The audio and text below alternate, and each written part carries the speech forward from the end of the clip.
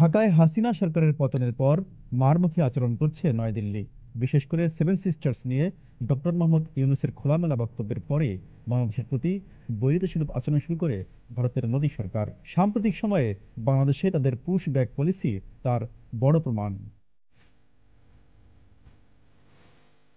বিশেষজ্ঞরা বলছেন, গেল কয়েকদিনে বিভিন্ন সীমান্ত দিয়ে বাংলাদেশে কয়েক দফা পুশব্যাকের চেষ্টা চালায় ভারতীয় সীমান্তরক্ষী বাহিনী বিএসএফ। বাংলা ভাষাভাষী এসব লোককে বাংলাদেশের নাগরিক হিসেবে ভারত দাবি করলেও তার প্রমাণ মেলেনি। এমনকি এর মধ্যে দেশটির পশ্চিমবঙ্গের মুসলমান এবং মিয়ানমারের রোহিঙ্গারাও রয়েছেন। ভারতের বিদ্যমান আইন অনুযায়ী পুলিশ কাউকে ধরলে ২৪ ঘন্টার মধ্যে আদালতে হাজির করার নিয়ম রয়েছে, যা বিদেশিদের জন্য সমানভাবে প্রযোজ্য।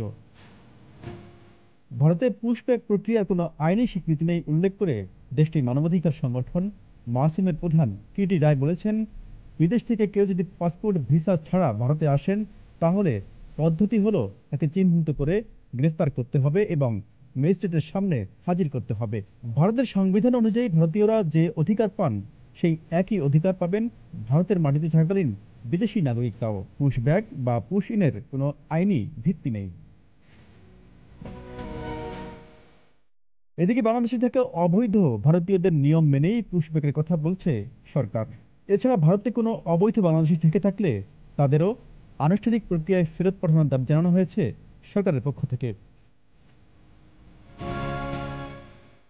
শনিবার বিবিসি বাংলার এক খবরে বলা হয়েছে, গুজরাট ও রাজস্থানের পুলিশ কিংবা ভারতীয় বিএসএফ পুশব্যাক প্রসঙ্গে আনুষ্ঠানিকভাবে মুখ খুলতে চায়নি।